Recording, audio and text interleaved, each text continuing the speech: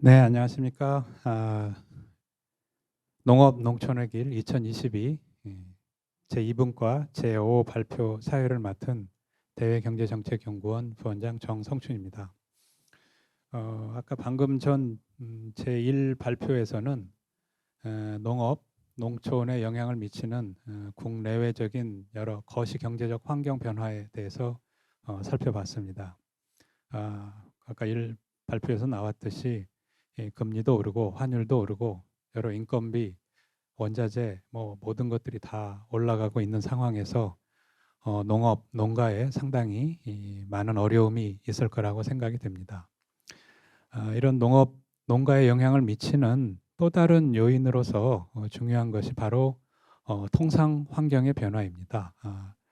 우리나라는 농업 시장을 지금까지 개방을 해왔고 이 개방의 과정에서 우리나라 농업과 농가 경영이 큰 영향을 많이 받아왔는데요. 이와 같은 그 커다란 그 통상 환경의 변화가 과연 현재 어떻게 이루어지고 있고 앞으로 우리에게 어떤 영향을 줄 것인지 이 내용에 대해서 이번 발표에서는 좀 다루어 볼까 합니다. 간단히 발표자와 토론자를 소개해 드리겠습니다. 먼저 발표를 하실 분은 대외경제정책연구원의 이주관 박사님이십니다. 그리고 토론을 해주실 분은 바로 제 옆에 한국농수산대 총장님이신 정현출 총장님이십니다. 그리고 전남대학교 문한필 교수님 모셨습니다. 자, 그럼 바로 우리 이주관 박사님의 발표를 듣도록 하겠습니다. 한 20분 정도 발표를 해주시면 감사하겠습니다. 네, 안녕하십니까.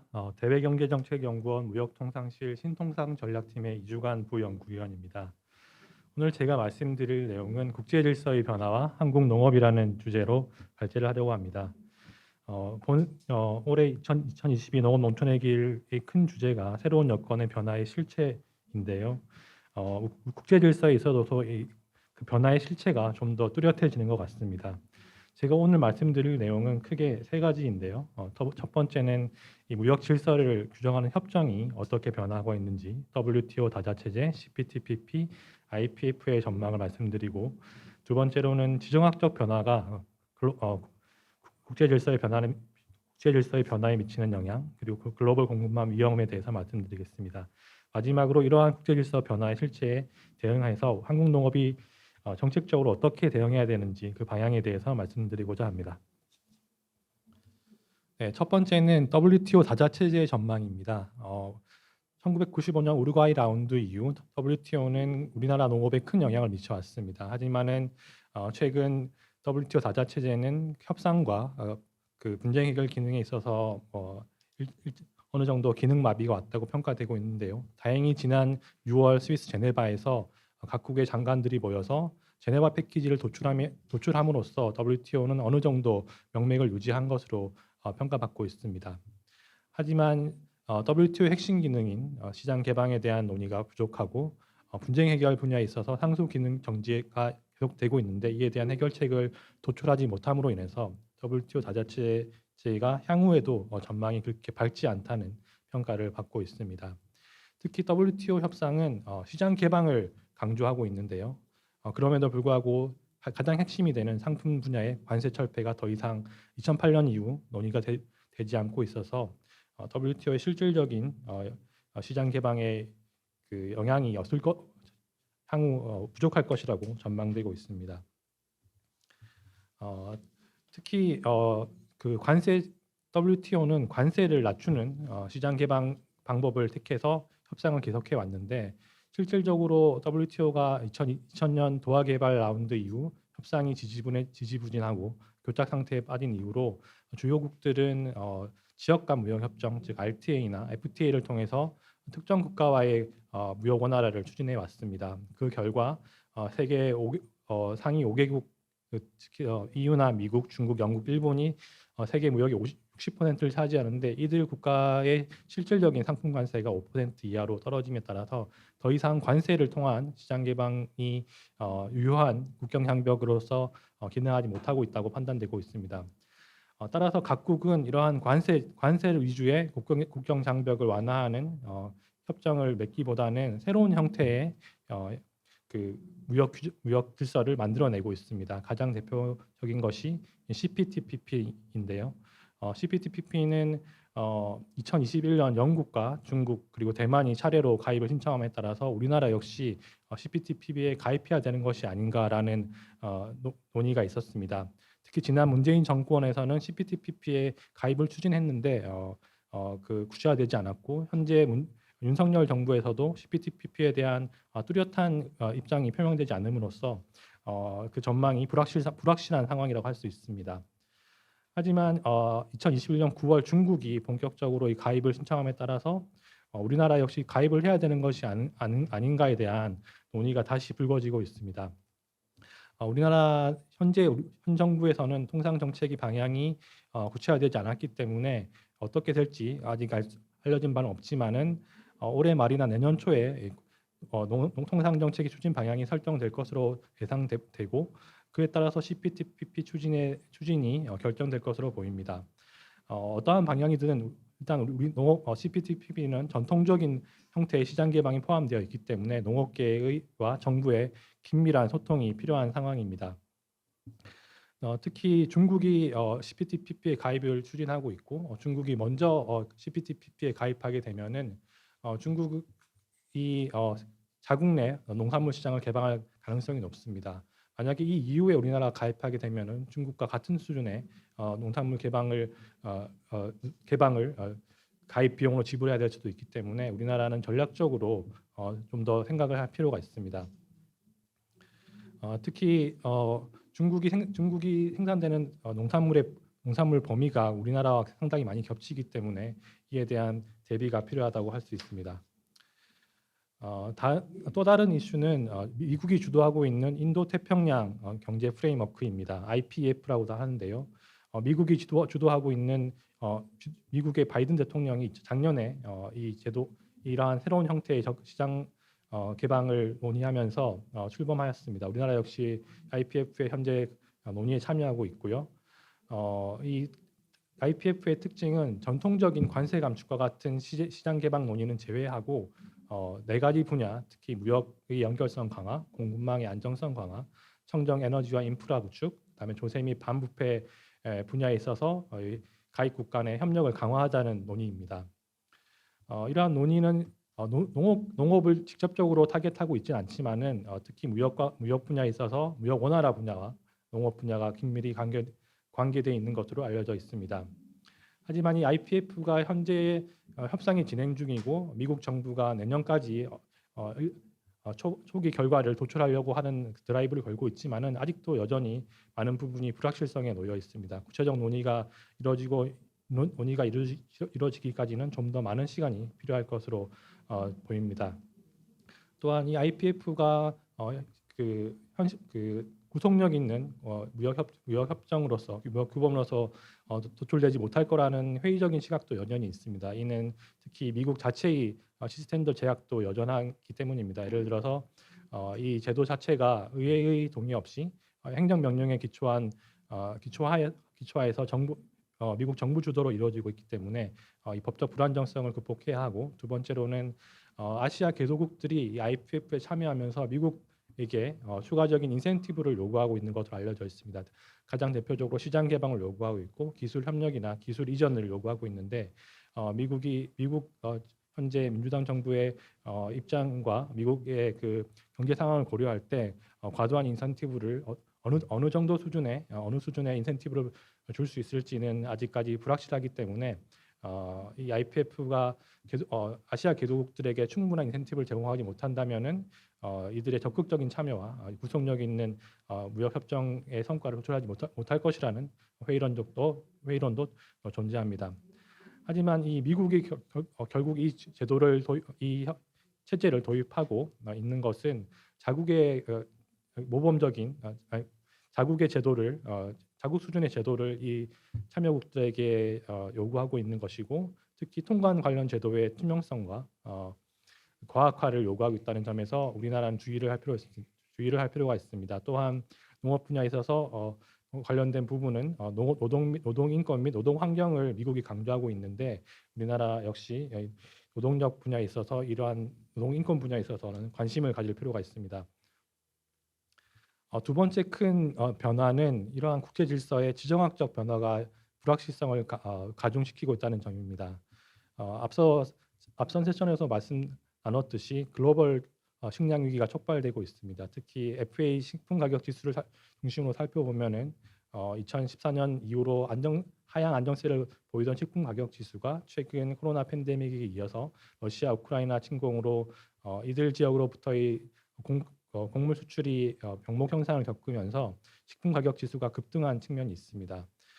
이러한 그 글로벌 식량 위기는 전통적인 식량 위기와는 다른 측면이 있습니다. 전통적인 식량 위기는 뭐 기후 변화라든 홍수나 자연재해로 인해서 공급이 줄어들고 이에 따라서 재고가 낮아져서 촉발된 것임에 비해서 이번에는 그 곡물의 생산이나 재고는 모두 적정 수준인 것으로 나타나고 있는데 이 공급망의 불안정성과 병목 현상으로 인해서 식량 위기가 촉발되고 있다는 점이 차이점입니다.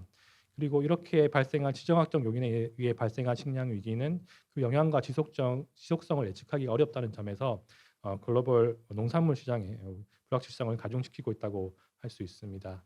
또한 종자 및 비료, 인력 등 농업 투입재 공급망의 위기도 함께 촉발되고 있습니다. 특히 비료 가격은 농식품 가격보다 더 큰 변동성을 보이고 있고요.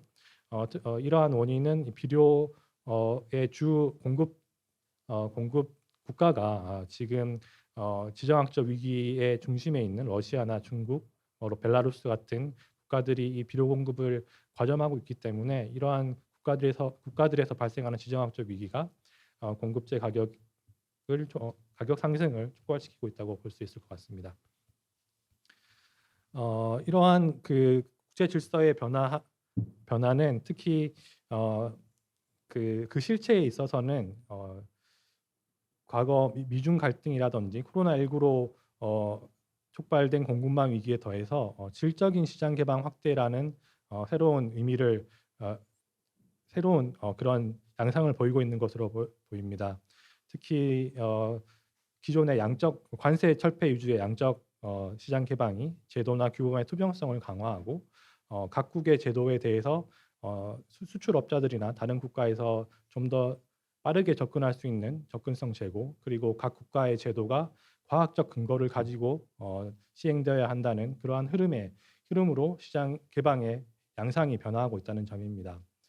특히 통관 제도나 규범의 투명화는 관련 제도를 글로벌한 차원에서 영문화하고 공용어를 통해서 언제나 언제 어디서든지 이 해당 정보에 접근할 수 있는 접근성을 제고하는 것을 많이 요구하고 있습니다.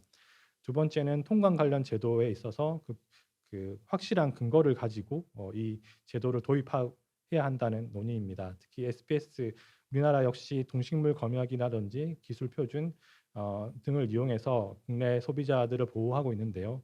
이러한 SPS 동식물 검역 제도가 그러한 본연의 목적을 벗어나서 무역을 저해하는 요인으로 작동하지 않도록 좀 더 그 근거를 가지고 운영될 수 있도록 하는 요구를 선진국들이 많이 요구하고 있습니다. 따라서 우리나라 역시 SPS를 현대화해야 되고 각종 과학적인 근거 하에서 그 SPS 제도를 현대화할 필요가 있습니다. 또한 이러한 과학적 근거는 글로벌한 차원에서 인정을 받을 수 있는 인증 제도까지 고려를 해야 된다고 생각합니다. 두 번째로는 그 협상 과정에서 통관 과정에 적용되는 제도와 규범이 갖는 무역 장벽 완화 효과에 협상이 집중되고 있기 때문에 동식물 검역, 검사 표준 인증, 기술 규격 등 각종 제도의 무역 제한 효과를 분명히 완화하는데 우리나라 정부의 정책이 중점을 두어야 할 것으로 판단됩니다. 그 다음으로는 실적 시장 개방으로 추세가 전환되고 있지만은 여전히 양적 시장 개방에 대비할 필요가 있습니다. 우리나라가 만약에 CPTPP에 가입하게 된다면은 농산물 시장 개방이 불가피하고 CPTPP의 경우에는 가입국 대부분이 농산물 시장을 거의 대부분 약 100%에 가깝게 개방을 하였습니다. 그렇다면 우리나라는 어떻게 대응을 해야 하느냐? 여기에 대해서는 일본이 좋은 사례라고 판단됩니다. 일본은 CPTPP에 가입할 당시 다른 국가와 다르게 예외적으로 76.6%라는 낮은 수준의 양어를 확보했습니다. 이러한 농산물 시장을 보호할 수 있었던 것은 아마도 공산품 시장에서 각 양자 간의 협상을 통해서 공산품 시장에서 상당한 반대급부를 제공했을 가능성이 높습니다. 우리나라 역시 CPTPP에 가입한다면은 이러한 일본의 경험을 활용해서 사전에 각국이 생각하는 우리나라의 반대급부를 미리 점검해보고 우리나라 농업 시장을 보호하기 위한 적절한 전략을 사전에 구축할 필요가 있다고 판단됩니다. 다음으로는 핵심 농산물의 공급망 안정화가 필수적입니다. 앞서 말씀드렸듯이 지정학적 위기가 이러한 농산물 및 농산물 수입재의 공급망 안정성을 훼손했기 때문에 이에 대비해서 우리나라 정부는 수입에 전적으로 의존하는 품목의 안정적인 수입 확보 방안을 마련할 필요가 있습니다. 이를 구체적인 방안으로는 첫 번째는 비축 제도를 현대화할 필요가 있고 안정적인 수입원을 확보하기 위해서 글로벌 협력을 강화할 필요가 있습니다. 가장 대표적인 예가 일본이 호주와 맺은 협정인데요. 이 경우 만약에 한 국가가 수출 제한 제도를 도입할 때 해당 국가 당사국끼리는 면제를 해준다는 협정을 맺은 바가 있습니다. 우리나라 역시 핵심 품목에 있어서는 이러한 안정적 수입원 확보를 위해서 외교적 노력이 뒷받침되어야 한다고 판단됩니다. 두 번째는 농산물 투입재의 안정적 조달을 위해서 노력할 필요가 있습니다. 비료 및 농약 제조의 원료품 등을 주로 생산하는 국가와 협력을 통해서 농산물 투입재의 안정적 수입 확보를 마련해야 되고요. 세 번째로 농업 인력의 안정적 공급도 마찬가지로 필요하다고 봅니다. 그리고 우리나라는 동아시아 삼국 중국, 일본, 우리나라와는 함께 글로벌 시장에서 주 농산물 수입국입니다. 그리고 농산물 소비 패턴도 매우 유사하기 때문에 위급 상황에 있어서 식량 위기가 발생하면은 공통적인 위기에 처할 위험이 높기 때문에 이 삼국이 협력해서 식량 스와프라든지 식량 비축 제도를 공동으로 운영하는 방안을 마련해서 이 위험을 분산시킬 필요가 있다고 판단됩니다. 마지막으로는 우리나라가 우루과이 라운드 가입 이후 우리나라 농업은 많은 개혁을 성공적으로 이행해 왔습니다. 예를 들어서 공익형 직불제를 도입해 왔고 농업 생산의 과학과 기계화를 이루었습니다. 하지만 이러한 개혁의 노력이 여기서 멈춰서는 안 된다고 생각합니다. 특히 세계적인 탄소 중립 사회로의 전환이나 디지털화 그리고 노령화라는 새로운 근본적인 변화 앞에서 우리나라 역시 여기에 대응할 필요가 있습니다. 탄소 중립 사회로의 대응 그리고 노령화와 디지털 사회로의 전환을 위한 농업의 디지털화 같은 새로운 변화도 고려해야 하는 농업의 근본적인 전환이 필요하다고 생각됩니다. 이상으로 제 발표를 마치고 토론자분들께 좀 더 창의적이고 참신한 아이디어를 기대하겠습니다. 감사합니다.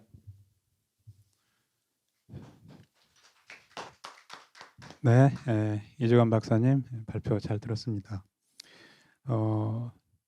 최근에 그 통상 환경을 WTO 체제에서의 시장 개방 논의, 그 CPTPP 이 농업 부문에서의 어떤 개방 관련된 논의, 그리고 IPEF라고 하는 미국 주도의 새로운 협상 프레임워크에 대한 논의, 이 세 가지를 중심으로 해서 최근에 그 시장 개방 요구나 환경이 어떻게 전개되어 왔는지를 살펴보면서 우리나라가 이제 질적인 시장 개방에도 대비를 해야 되고 또 양적인 시장 개방에 있어서 특히 CPTPP와 관련해서는 일본의 사례를 좀 참고하면서 시장 개방 수준을 최소한으로 낮출 수 있는 전략을 어떻게 가져갈 건지, 그리고 최근에 불안정해지고 있는 농산물의 공급망 리스크, 이걸 어떻게 안정화시킬 것인지, 이런 부분들에 대해서 많은 그 좋은 제안을 해주셨다고 생각이 됩니다. 먼저 그 첫 번째 토론은 우리 정현출 총장님께 좀 말씀을 드리겠습니다. 우리 문한필 교수님도 마찬가지인데요. 첫 번째는 이 WTO와 관련해서 우리 발표자께서는 상당히 지금 WTO에서의 협상이 제대로 잘 진전이 안 되고 지지부진하다, 이런 현황을 좀 정리를 해주셨는데요. 앞으로 과연 WTO 다자 체제가 어떻게 전개될 건지, 그리고 이 WTO 협상에서의 농업 부문에서의 협상은 과연 어떻게 전개될 건지, 이 부분에 대해서 우리 두 분의 토론을 먼저 좀 듣도록 하겠습니다. 예, 저 발표 잘 들었습니다. 먼저 그 WTO를 중심으로 한 이제 다자 체제, 사실 발표 이미 하신 것처럼 굉장히 지금 앞날이 좀 불투명하다 이렇게 보입니다. WTO가 좀 생산적인 논의를 하지 못한 것이 이미 좀 세월이 한참 지나고 있는 상황이고, 지난번 원래 카자흐스탄에서 강요회를 하게 돼 있었습니다마는 코로나 발생 이후에 계속 연기되다가 이제 결국 제네바에서 강요회를 열어서 상당히 당초에 생각했던 것보다는 좀 낮은 수준의 그런 패키지를 체결하는 것으로 해가지고 일단 뭐 숨통을 틔워놨다 이렇게 평가를 할 수는 있겠습니다마는 현재는 상당히 어려운 것은 사실이고요. 저는 뭐 그런 협상의 상황보다는 구조적인 문제로서 WTO 체제가 그 이전의 가트 체제하고 확실하게 다른 점은 그 무역 정책 검토 회의를 한다는 거, 그 다음에 분쟁 해결 절차를 만들어 가지고 이것을 제도화 시켜놨다라는 것에 큰 의의가 있다고 봅니다. 근데 이 기능이 지금 특히 분쟁 해결 절차가 마비가 돼 있다라는 거는 WTO를 당초에 출범했을 때 기대했던 그런 존재의의를 상당 부분 상실하고 있다 이렇게 평가할 수 있을 것 같습니다. 그러면 WTO는 그럼 완전히 죽는 거냐 이렇게 본다면 그렇지는 않을 것이다. 당분간은 그동안에 계속 그 국제사에서 논의해 왔던 무역 관련 국제 규범을 종합적으로 해석하고 뭐 어떤 논의를 통해서 이런 것들이 만들어졌는지 하는 것에 대한 준거 기준 역할은 할 것이다 이렇게 봅니다. 그런데 새로운 것을 과연 만들어낼 수 있겠는가 하는 문제에서는 상당히 지금 어려운 상태에 있다 이렇게 저는 평가하고 싶습니다. 그러면 그 농업 협상과 관련해서 그동안 이제 DDA라는 이름으로 해가지고 라운드 협상을 해왔는데 이거는 어떻게 될 거냐라는 거죠. 근데 제가 이제 2018년부터 3년간 제네바에서 농무관 생활을 했는데 사석에서 또 심지어 이제 어떤 일부 회의체에서는 많은 선진국들이 DDA라는 용어 자체는 이미 죽었다 이런 이제 표현들을 씁니다. 예, 그 표현을 쓰기 시작한 것이 벌써 한 4, 5년 돼 가는 것 같고요. 그럼 DDA가 죽었다라는 건 무슨 의미냐라는 거는 그 이면에 이런 함의가 있다고 저는 생각합니다. 그러니까 DDA가 그 디벨롭먼트라는 글자가 들어가 있기 때문에 그렇지 않습니까? 도하 디벨롭먼트 어젠다니까. 근데 디벨롭먼트가 들어간 이유는 UR이 끝났을 때 WTO 출범할 때 개도국들은 자기들의 목소리를 충분히 반영하지 못했다. 그러니까 새로운 라운드를 할 때는 그 개도국들의 어떤 원하는 의제를 반드시 집어넣자라는 것에서 이 명칭이 시작이 된 것이거든요. 근데 그 뒤에 협상이 어떻게 전개됐느냐 하면 개도국 특별 대우에 대한 논의가 굉장히 지지부진합니다. 그러니까 개도국들은 그 논의가 지지부진하다는 것 자체가 불만이고 선진국들은 과도한 개도국 특혜를 요구한다라는 것이 불만입니다. 그래서 기본적으로 선진국과 개도국 간에 합의하기가 어려운 대결 구도가 있는 것이고요. 그 중국이나 인도 이런 나라들이 그 비중이 커지면서 옛날에 유알 타결 때 미국하고 그 당시 이씨가 이렇게 대타협을 했던 식의 그런 타협이 나오기가 점점 어려운 구도가 돼 있다. 그래서 이 라운드 협상이라는 것이 과연 앞으로 가능하겠는가 하는 것에서는 저도 상당히 의구심을 가지고 있습니다. 그런 의미에서 그러면은 이제 대규모 협상은 없다고 칠 때 만약에 없다고 친다면 농업 협상은 어떻게 될 것이냐? 제가 보기에 농업 협상에서도 개도국 이슈가 충분히 논의되지 않을 가능성은 상당히 있습니다. 그러니까 선진국이 거기에 쉽게 휘말려 들어가지 않고 싶다라는 뜻이죠. 그러니까 케냐 나이로비에서 강요회의를 했을 때 이미 상당 부분 선진국들이 실망감을 표시했었던 것이고 이게 앞으로 협상 전체에도 농업 협상 전체에도 영향을 줄 것으로 생각합니다. 대표적인 것이 뭐 개도국 SSM 논의 같은 것은 이미 마켓 액세스하고 이렇게 연결을 시키려고 하고 있고요. 개도 선진국이. 그다음에 식량 안보 목적을 위한 공공 비축 같은 문제도 국내 보조 문제라고 보고 있습니다. 그러니까 그걸 별도로 논의하겠다라는 개도국 측 의지는 앞으로 좀 관철되기 어려울 것 같다. 그래서 현재로서는 농업 협상 전망도 큰 마켓 액세스나 이런 부분에서 진전이 있기가 어려운 상황이라고 봅니다. 이상입니다. 문 교수님. 예, 저도 발표 잘 들었습니다.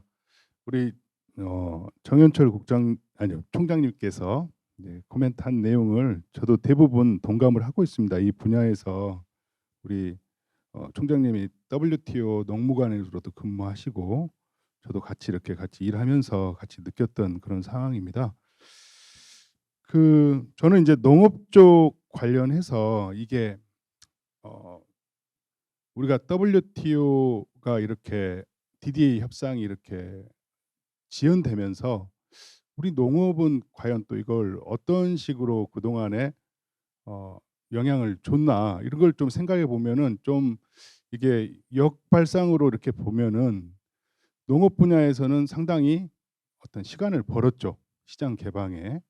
특히 아까 우리 이주관 박사님 발표할 때 실행 관세율 국가별 실행 관세 이게 이제 공산품뿐만 아니라 모든 농산물까지 다 포함한 실행 관세율 같은데 인도 다음으로 높아요. 중국보다 실행 관세율이 높습니다. 우리 농업이 상당히 고관세 품목들이 많습니다. 우리가 2015년에 관세를 한 쌀 513%를 포함해서 인삼은 뭐 700%가 넘고 이런 고관세 품목들이 많았기 때문에 우리는 이 WTO에서 어떤 시장 접근, 이 고관세 품목들을 어떻게 대응하느냐 이게 가장 큰 문제였고요. 그 다음에 국내 보조도 우리한테는 작지 않은 부담이었습니다. 이게 쌀 직불금 제도의 계속 변화, 그 다음에 공익 직불금 도입까지 이 WTO의 어떤 보조금, 농업 보조에 대한 제약 이것이 우리 농정에 미치는 바가 상당히 컸고요. 이게 어떻게 보면은 넥스트 라운드 DDA가 타결되지 않고 교착되면서 국내 농업한테는 오히려 FTA만 어떻게 농업 입장에서는 대응하는 그런 어떤 시간을 갖지 않았나 이렇게 생각을 하고요. 다만 이게 과연 우리한테 단기적인 어떤 그런 시장 개방이 없었다는 것을 안도하는 수준에서 머무르는 게 우리 농업에 과연 어떤 시사점을 주는가 이건 또 생각해 봐야 될 것 같습니다. 여기에서 선진적인 어떤 제도들이나 이런 것들을 다 WTO를 통해서 우리가 논의되고 오는 각국의 정책들을 검토하면서 우리도 벤치마킹을 하고 또 글로벌화되고 있는 어떤 농업 관련 무역이나 이런 흐름들을 우리가 계속 여기서 많은 걸 얻을 수도 있었다. 그러나 이제 이 전망에 대해서는 역시 저도 똑같습니다. 앞으로 이 넥스트 라운드를 이렇게 만들어낼 수 있는 이게 있느냐 동력이 이게 분쟁 해결 기능이 이렇게 상소기구가 전업 공석이 돼서 이렇게 되어 있는데 이거랑 그 다음에 새로운 라운드를 출범해야 된다 이런 총론에 대해서는 다 동의하지만 이 강론으로 들어가면은 이제 각 뭐 개도국이랑 선진국, 수출국, 수입국 이런 다들 기득권을 놓지 않기 때문에 이 틀에서 뭔가를 해결하는 건 진짜 당분간 요연하지 않을까 이렇게 생각을 합니다. 저는 코멘트 여기까지 하겠습니다. 예, 문 교수님 감사합니다.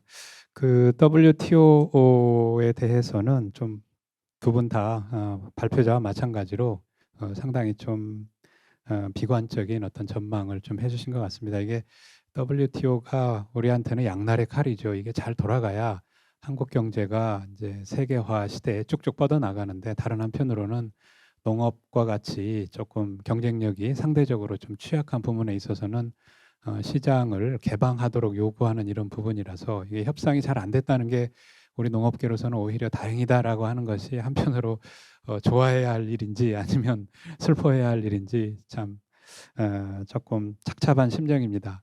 그렇지만 이 WTO 이외에도 그 농업 부문의 시장 개방에 영향을 줄 수 있는 또 다른 여러 그 협상들이 있는데요, 체제들이 있는데 그 중에 대표적인 게 이제 오늘 발표에 나왔던 그 CPTPP라고 하는 게 있을 겁니다. 지금 중국이 가입 신청을 했고, 영국도 가입 신청을 했고, 대만 등등 여러 나라들이 지금 신청을 하고 있는 상황에서 과연 우리는 이 CPTPP에 대해서 국가적으로 어떤 전략을 갖고 가야 될 거냐. 또 이제 농업의 관점에서 봤을 때 중국이 만약에 먼저 가입을 할 경우에 우리는 나중에 가입할 경우 큰 부담이 될 수도 있다 하는 이런 문제 제기를 발표자께서 해주셨는데, 이런 여러 가지 이 관점에서 봤을 때 우리나라의 그 CPTPP와 관련된 전략을 어떻게 갖고 가면 좋을지 우리 두 그 토론자분의 의견을 좀 듣겠습니다. 먼저 우리 정현출 총장님 부탁드립니다. 예, 이게 이제 앞으로 이 CPTPP가 어떻게 전개될지에 대해서 사실 너무나 불확실하기 때문에 뭘 전망을 하기는 상당히 어렵다고 봅니다만은, 일단 이제 그 발표자께서 말씀하신 내용 중에 조금 제가 좀 생각을 좀 달리하는 부분이 일부 있습니다. 그러니까 CPTPP는 중국이 가입 신청을 했고, 아마도 중국이 가입을 하게 될 것이고, 그 중국은 우리보다 먼저 가입을 하게 될 가능성도 있지 않겠는가. 이걸 이제 그런 시나리오 하에서 말씀을 하신 걸로 보이는데, 저는 과연 중국의 CPTPP 가입이 쉽게 이루어질 수 있겠는가 하는 생각을 아직도 좀 하고 있습니다. 물론 이제 우리가 발표자께서 말씀하신 것처럼 CPTPP를 중국이 먼저 가입을 하고 나중에 가입을 하게 된다면 상당히 그 후발주자로서 지불해야 될 비용이 늘어날 것이고, 그것 때문에 우리 농업에도 오히려 더 안 좋은 영향이 있을 수 있다. 그거에는 제가 동의를 합니다만은, 그 중국이 그럼 어떤 경과를 거쳐서 언제쯤 가입을 하게 될 것인가 하는 것은 상당히 불투명한 게 아닌가, 지금으로 봐서는 그런 이제 생각을 하고 있습니다. 이거는 이제 그냥 서로 좀 그 전망이 다른 거기 때문에 뭐가 맞다 틀리다라고 말씀드릴 수 있는 것은 아니라고 봅니다. 근데 이제 CPTPP를 그러면 우리가 중국이 혹시 가입할지 모르니까 빨리 우리도 서둘러서 가입을 하되 농업도 뭔가 전략을 가지고 들어가는 게 좋지 않겠는가라고 한다면, 농업계에서는 당연히 이렇게 이야기를 해야 될 것 같습니다. 그 CPTPP를 가입을 하자고 하시는 분들의 주장의 근거가 무엇인가, 그것부터 일단 확인을 해야 될 것 같아요. 그러니까 이게 CPTPP 가입을 위해서 농업이 어떻게 전략적인 준비를 할 것인가가 중요한 게 아니라, 국가적으로 CPTPP를 가입을 했을 때 얻는 것이 무엇인가, 우리가 무엇을 노리고 CPTPP를 중국보다 빨리 가입하려고 하는가, 그럼 플러스가 있다면 그것을 밝히고, 혹시 가입하지 않았을 때 큰 마이너스가 있다면 그걸 밝히면 된다고 봅니다. 그것이 지금 제가 이해하기로는 농업계에서 그 내용에 대해서 잘 모르고 있다. 저희가 들은 바가 별로 없다라는 게 현실이다라는 생각이 듭니다. 그래서 가입을 주장하시는 분들이 설득력 있게 CPTPP에 중국보다 먼저 좀 가입합시다라고 하는 근거를 제시해 주시는 게 좋을 것 같고, 만약에 IPEF가 체결되지 않은 상황에서, 끝나지 않은 상황에서 중국이 먼저 CPTPP를 가입하고 대만도 지금 신청을 했는데 대만이 어떻게 될지 모르고, 그다음에 혹시 CPTPP에 가입 신청을 한 순서대로 협상을 하는 거라면 중국 대만부터 먼저 협상하고 언젠가 대한민국이 협상을 하고, 이런 식으로 시나리오가 흘러가겠는가 하는 거에 대해서는 저는 조금 의구심이 있다, 이런 말씀을 드립니다. 그래서 만약에 아까 처음 말씀드린 것처럼 CPTPP 가입의 플러스 마이너스 효과를 분명히 밝히면서 국가 전략적으로 하고 한다면 그 다음에는 농업에 관해서는 그 농업에 미칠 영향에 대한 좀 솔직한 대화가 필요하다라고 봅니다. 지난 정부 때 가입을 서두르다가 결국은 못했는데 그 이유는 사실 그 내용에 대해서 농업에 대한 영향에 대한 전망에 대해서 여러 가지 시나리오가 있을 수 있는데 그 어느 것도 농업계에 충분히 공유가 되지 않았다라는 것이 가장 큰 문제였다라고 봅니다. 그게 가입하자 말자 이런 주장을 하고 싶은 게 아니고요.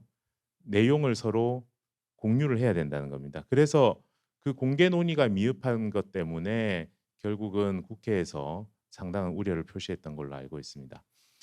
마지막으로 아마도 그동안에 저기 우리 농업계의 그 입장을 보면 CPTPP 가입을 하게 된다면 피해가 있을 거 아니냐. 그럼 그 피해를 미리 예방할 수 있거나 안 그러면 그 피해를 보전할 수 있는 농업계 대책을 같이 추진해야 된다라고 아마 말씀을 하실 겁니다. 뭐 우리가 일반적으로 많은 FTA 협상에서 그런 이야기를 들어왔고 실제로 정부는 그동안 FTA 협상을 맺고 나면 피해 예상액에 상응하는 수준의 재정을 투입을 하는 방식으로 해서 피해를 보전하는 대책을 만들겠다라고 해왔습니다. 근데 지금 2022년 지금 이 시점에 또 그런 방식으로 농업계의 불만이나 이런 피해를 이렇게 보전하는 이런 방식으로 가야 되겠는가 하는 생각이 듭니다. 예를 들면 뭐 지금까지 수입이 잘 대부분 막혀 있는 그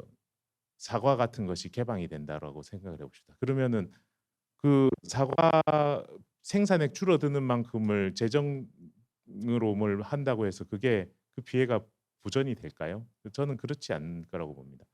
지금은 오히려 그 비즈니스를 어떻게 하면은 경쟁력을 어느 수준까지 높이겠다는 수준을 상정을 하고 거기에 걸맞는 사업을 하든지 해야지 그 피해액과 이거를 이렇게 매칭시키는 방식의 그런 그 아주 즉물적인 방법으로는 우리 농업의 위기를 별로 해결하지 못할 것이다.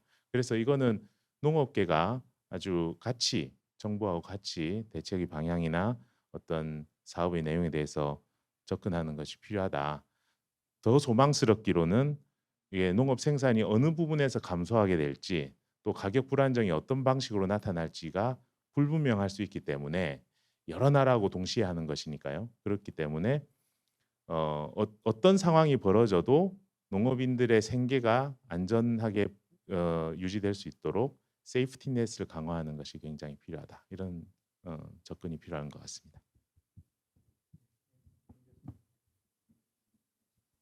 예, 그 우리 정 총장님께서 말씀하셨듯이 지금은 통상교섭 절차법에 따라서 타결이 되고 나서 이렇게 대책을 수립해야 되는 지금 이런 구조인데 저도 동의합니다. 이런 식으로 협상이 진행된 다음에 대책을 수립하는 사후적인 조치일 수밖에 없잖아요. 이거보다는 지금 기후 변화 어떤 세계 저기 그 경제 통상 환경의 급격한 변화, 공급망 재편 이런 거에 좀 선제적으로 대응하는 그런 식의 이 농업 부분의 어떤 대규모 대책 이런 것들이 필요하지 않나 이렇게 동의하고요. 이게 지금 아까 발표할 때 우리 이주건 박사님은 관세 철폐율 76% 이렇게 이야기를 했어요. 일본의 이제 관세 철폐율 CPTPP. 그런데 일본은 국내나 아니면 대외적으로 자기들의 관세 철폐율 이 시장 개방 수준을 되게 높게 이야기해요.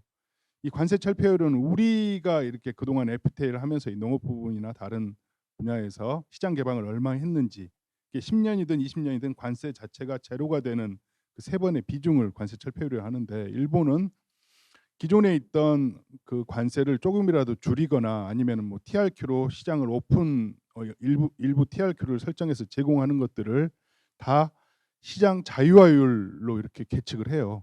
그리고 또 일본이 또 세 번 구조가 좀 독특한 게 우리는 한 세 번에서 TRQ도 주고 관세도 인하하는데 일본은 한 품목이더라도 세 번 하나더라도 TRQ를 주는 것들 별도로 세 번을 설정을 합니다. 그래서 TRQ 물량만 가지고 있는 세번이 있고 또 관세를 인하하는 그런 세번이 있고요. 그래서 일본 우리가 지금 76%를 좀 어떻게 보면 일본의 개방 CPTPP에서 개방한 걸 살짝 우리도 과소평가하는 이 숫자고 일본 역시 90 몇 %는 상당히 우리 입장에서는 과대평가하는 자기들이 많이 열었다 하는 그 정도 숫자예요. 그래서 저는 한 일본이 한 우리로 치면 한 85 정도에서 그 정도에서 하지 않았나 이렇게 보고 있고요. 우리 한미하고 비교하면 훨씬 더 낮은 수준이겠죠. 근데 예를 들어서 일본도 소고기 관세를 9%를 남겨놨어요. 이 부분 감축이라고. 일본은 CPTP를 했지만은 결국에 9%의 소고기 관세를 유지할 수 있게끔 이런 것들이 있기 때문에 일본하고의 우리의 어떤 농산물 시장 개방 수준에 대해서 서로의 입장 차이가 되게 커요.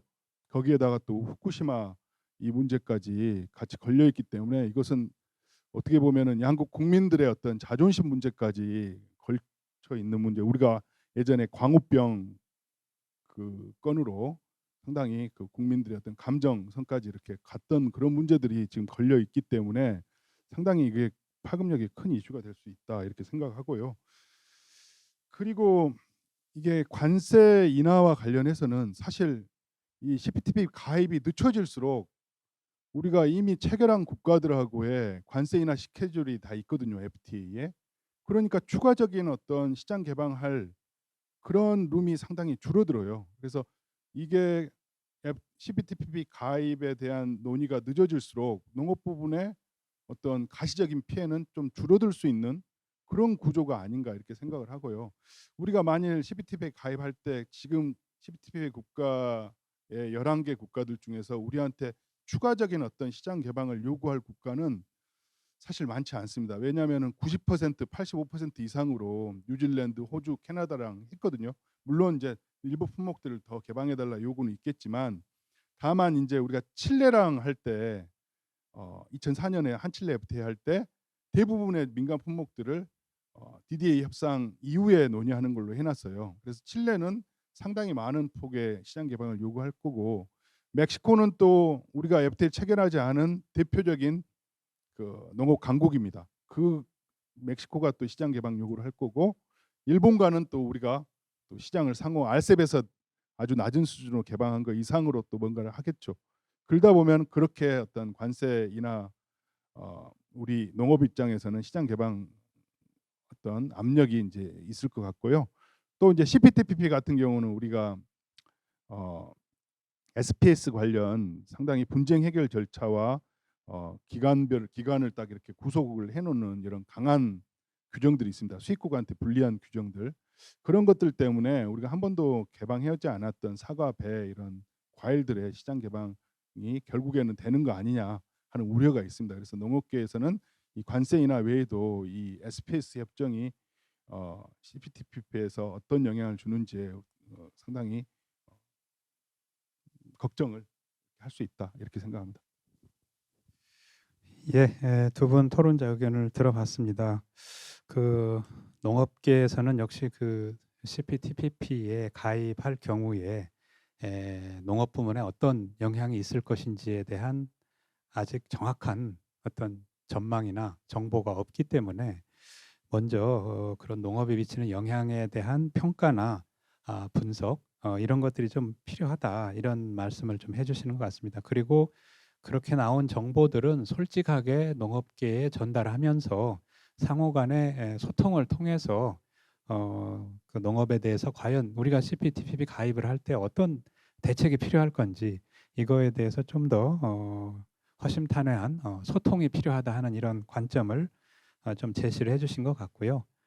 특히 우리 문 교수님 같은 경우는 좀 늦어질수록 가입이 늦어질수록 추가적인 시장 개방이 적기 때문에 농업에 대한 피해가 좀 줄어들지 않겠느냐 이런 관점을 좀 말씀을 해주신 것 같습니다. 그리고 오늘 뭐 더 시간이 좀 제약이 돼서 더 논의를 하고 싶었습니다만 그 질적인 시장 개방 아까 그 SPS라든지 이런 그 지금까지는 뭐 관세 인하 등을 통한 그 시장 개방에 초점이 맞춰졌다면 앞으로는 특히 아까 오늘 논의를 하려고 하다 좀 시간이 없어서 못하는 그 그 미국 주도의 IPEF 같은 경우는 그 첫 번째 필라 무역 필라에서 어떤 모범적 관행 이런 얘기를 많이 하거든요. 그 이제 투명한 통관 절차 그리고 뭐라 그럴까요?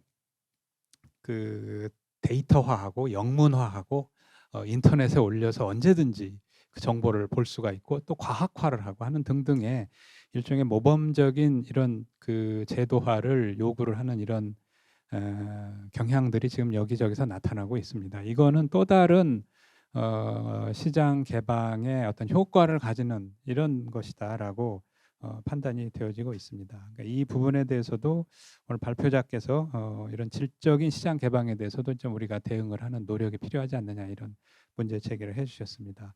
시간이 별로 남지 않았기 때문에 우리 발표자분께서 아까 약간 이견도 있었고 좀 문제 제기해 주신 부분들에 대해서 혹시 의견 있으시면 말씀 주시죠. 예.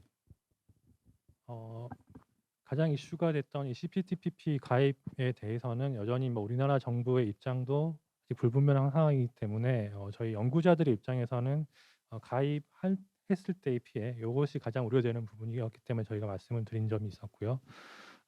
역시 CPTPP에 가입하고 있는 국가들이 대부분 농산물 수출 강국들입니다. 그렇기 때문에 우리나라가 이제 가입을 신청했을 때 그 가입 신청한다는 것은 물론 우리나라가 이제 전반적으로 이익이 있다는 전제하에서 가입 신청했을 때 이들 국가가 어떠한 요구를 할지 그에 대한 사전적인 대비가 필요하다는 측면에서 말씀을 드렸습니다.